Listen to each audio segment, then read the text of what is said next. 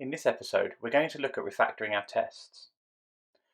We are aiming to have our tests as clean and concise as possible, while still displaying all of the required behaviour of the code we are implementing. Hi, I'm Mark Bradley, and welcome to Testing All the Things, a screencast in which we use live coding to demonstrate different types of testing tools and techniques. During this video, we're going to implement the Bowling Game Kata. We may not complete it, as we're just concentrating on looking at keeping our tests as clean as possible. Let's look at the code. As usual, I have my tests on the left and the code on the right of the screen. We're not going to complete the Bowling Game Kata. We're just looking at keeping our tests clean and concise, whilst ensuring that the expected behaviour of the bowling game implementation is clear in the tests. Let's make a start with our first test.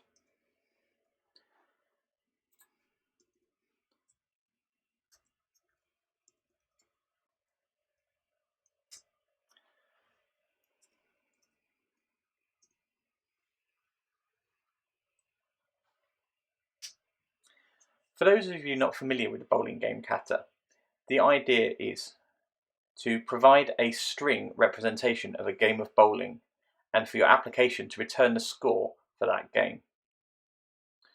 We're going to slowly build up the functionality of our implementation as we slowly discover the rules of scoring a game of bowling.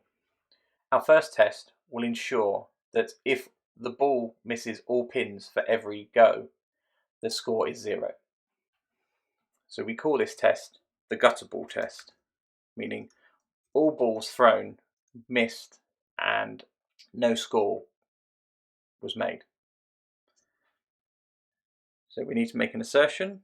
We're using testify in this video. So we're going to assert equal. So we expect 0 to be the score when bowling dot score, and we're going to pass it a string. In bowling, in the scoring system, you represent missing balls with a dash. So we're going to add dash. And for each frame, you get 2 balls to throw. So we need 2 dashes.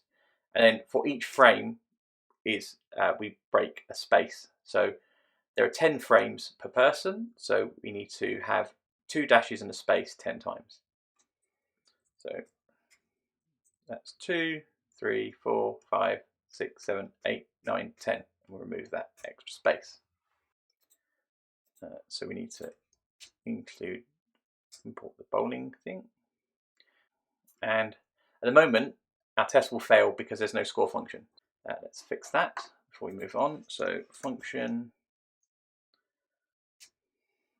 score takes a game, which is a string, and outputs an int, and return -1.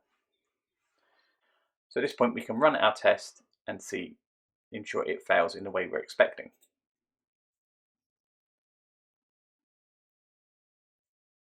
We have one failing test. It's the gutter ball game. We expected 0, but we actually got -1. So the easiest and quickest way to fix this, given all the tests we have at the moment, is to just change our score function to return a 0, like so, and we can run our test again.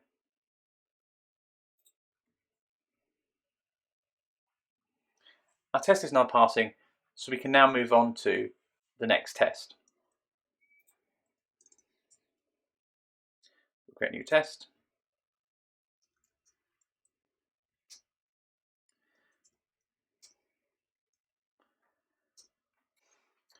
Let's assume we've got a little bit better at bowling and we hit a single pin in the first frame.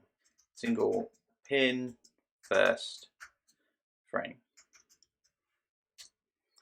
We will take the test from above.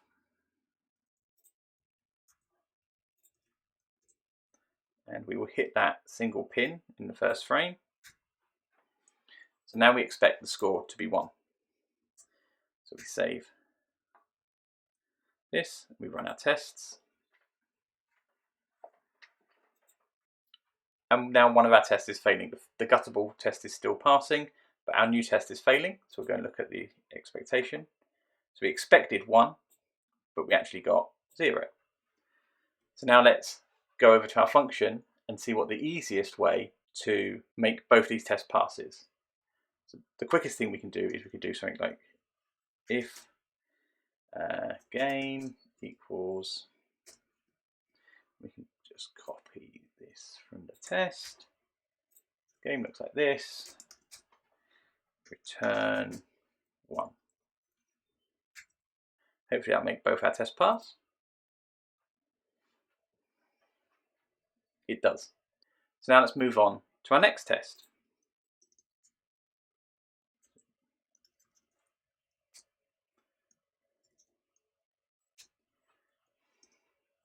Test single pin first 2 frames.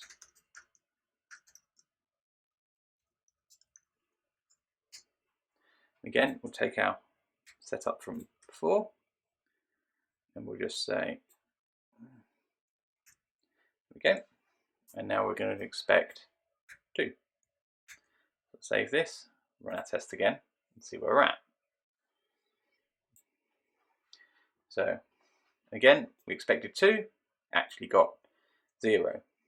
Okay, well, again, I'm just going to be nice and quick and solve this.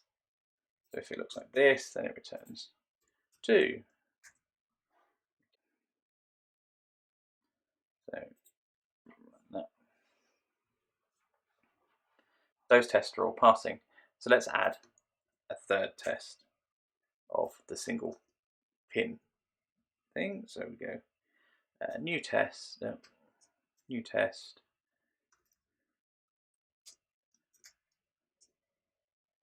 And we're going to test single pin first 3 frames now.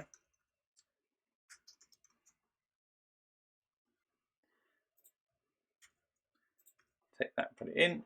So we're going to hit a single pin again on the 3rd frame. So we expect the score now to be 3. Let's run this test.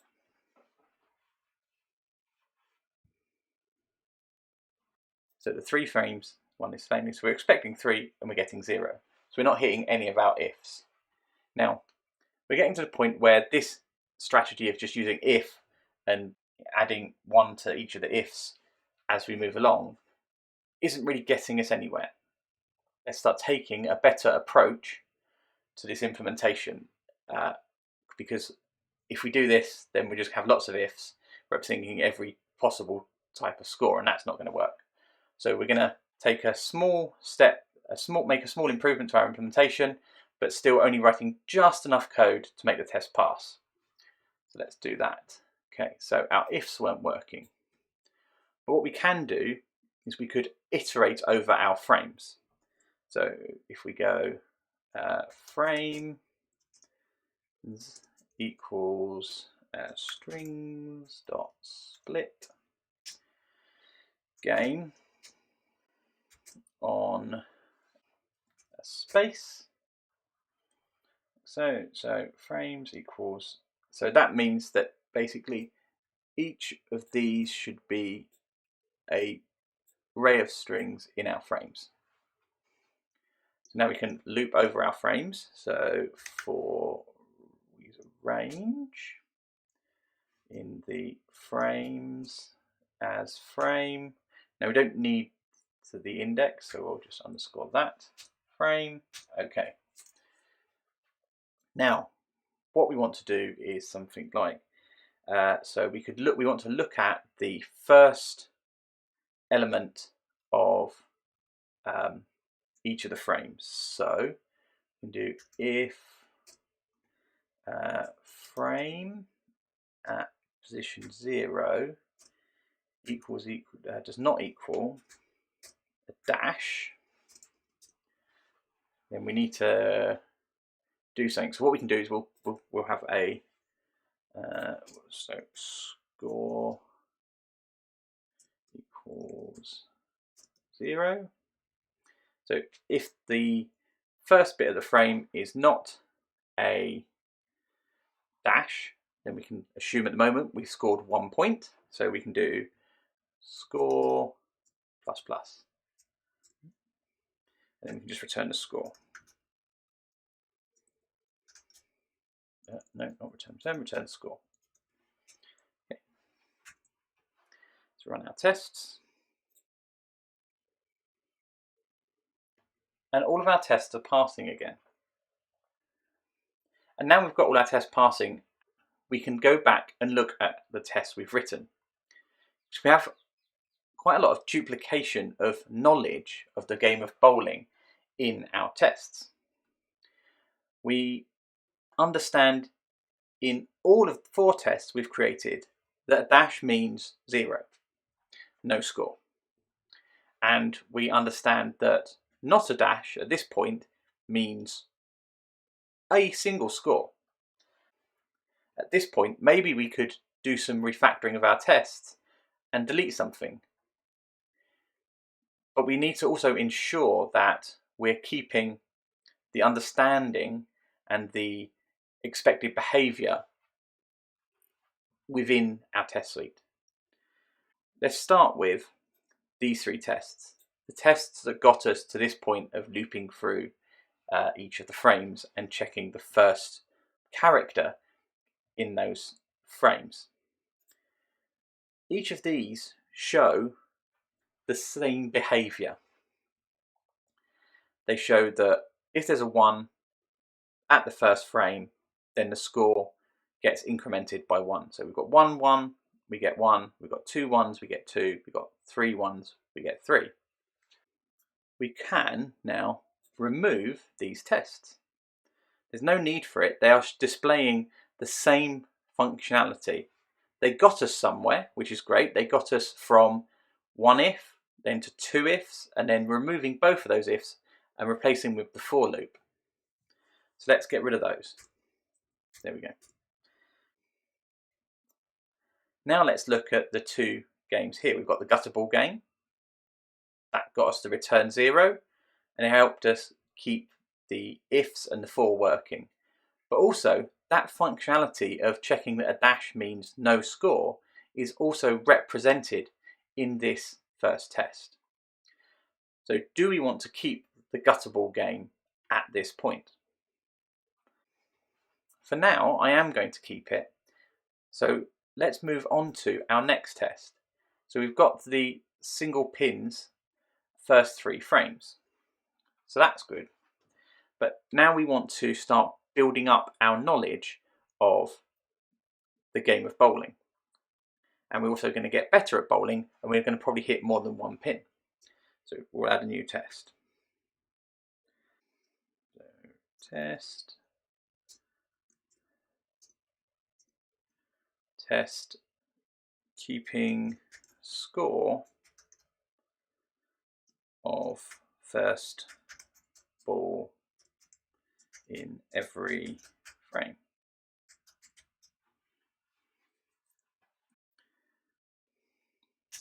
So again, we'll copy this.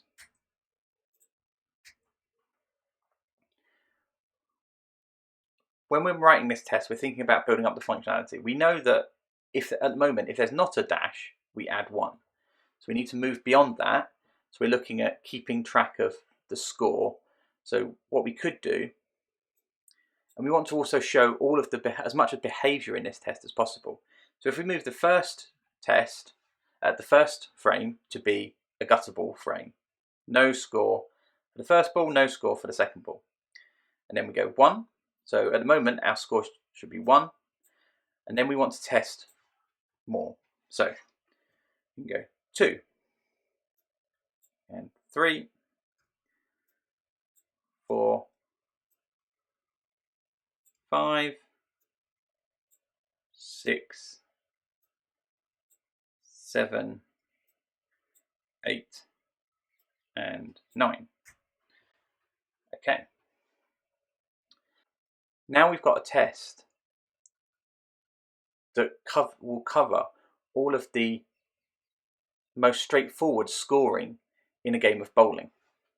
We've got, if you hit no pins, 1 pin on that with a ball, 2 pins with a ball, 3 pins, all the way through to 9. So at this point, there's no special cases in bowling for any of these scores. It's just keeping track of the numbers. So for this game of bowling, our score should be 45. Let's run our tests. So we have a failing test. We expected 45, we got 9, because we're just assuming if it's not a dash, it's just an increment of 1. So now we need to start making changes to our code to represent this expected behaviour.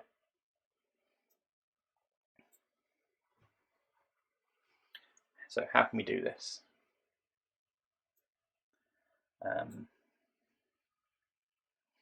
Well, instead of using this method, what about if we do another string split? So balls equals strings dot split frame,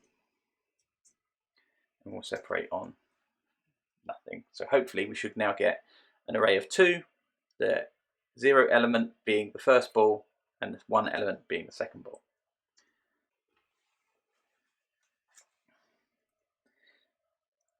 If balls 0 does not equal dash, now we need to convert our string to an integer. So we can go pins equals 2. Alright, there we go. Okay, let's assume there's no error at the moment. And we want to, so balls and 0. Okay. So now what we can do is score plus equals pins. Okay.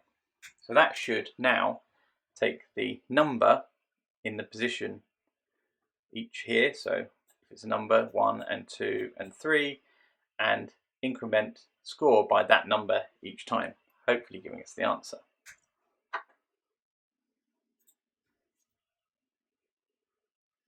And it does. Our tests are now passing. So 3 nice tests displaying our knowledge of the game. But maybe now is the opportunity to do a little bit more refactoring.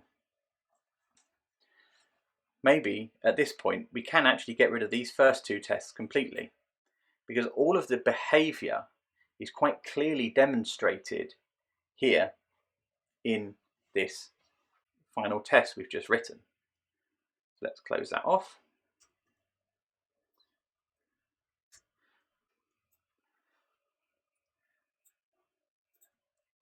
So although we've written, I think we're up to 5 tests, we now only kept 1, because we still have a nice set of tests, or a nice test that displays the expected behaviour of quite a small piece of the functionality. So we're going to move on. So maybe now what we can do, if we take this test, we can start looking at the second ball, the second ball in every frame. So we can just put the dashes at the beginning. Start from this end.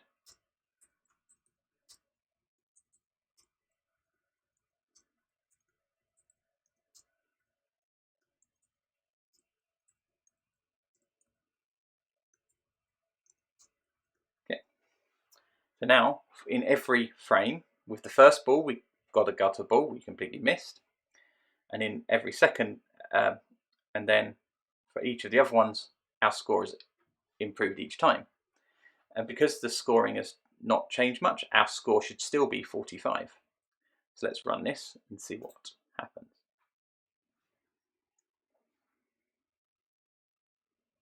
So our test is failing because we expected 45, but we got 0. So now let's move on to implementing the functionality. So hopefully, the quickest way to do this is we copy this and say if ball 2 and back so. So if we run this,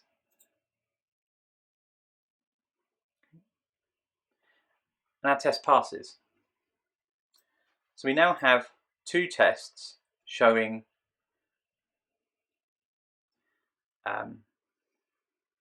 a simple setup for ensuring that the simplest scoring in a game of bowling, knocking down a certain number of pins, is calculated for both first ball and the second ball. Also missing all the pins. Now, I said at the beginning of the video, we're not going to implement the entire Bowling Game Kata. And actually we're going to draw to a close here. What I wanted to demonstrate during this video was that sometimes when you're doing test-driven development, you're going to write a lot of tests. And a lot of those tests might get you somewhere. Now, if you remember back when we started with a gutter ball game, no score. And then we moved on to adding a single pin getting knocked down in the first frame, and then the rest of the game was gutter balls. That got us to a place where we had a return default of 0 and some if and a string comparison, and returned 1 if the string matched. And then we carried on and we added the next test, knocking down 2 pins, 1 in the first frame with the first ball, 1 in the second frame with the first ball. And that added another if statement. And then we moved on to another test where we had the first 3 frames where a single pin was hit with the ball. And then we moved from our 2 ifs and a default return to actually doing some calculation where we looked at if it was not a dash, we assumed we would increment by 1. And then we added this test here where we moved beyond just knowing that you can hit a single pin to knowing that you can hit no pins, 1, 2 and 3, all the way through to 9 pins with a single ball in the simplest kind of types of scoring in bowling. And that got us to a point where we had a loop and we were checking if the score was not a dash, and if it wasn't a dash, then we converted the string to an integer and incremented our score by the number of that integer. And then that gave us the opportunity to remove loads of tests, but still keep the expected behaviour of keeping track of the score quite clear in our test.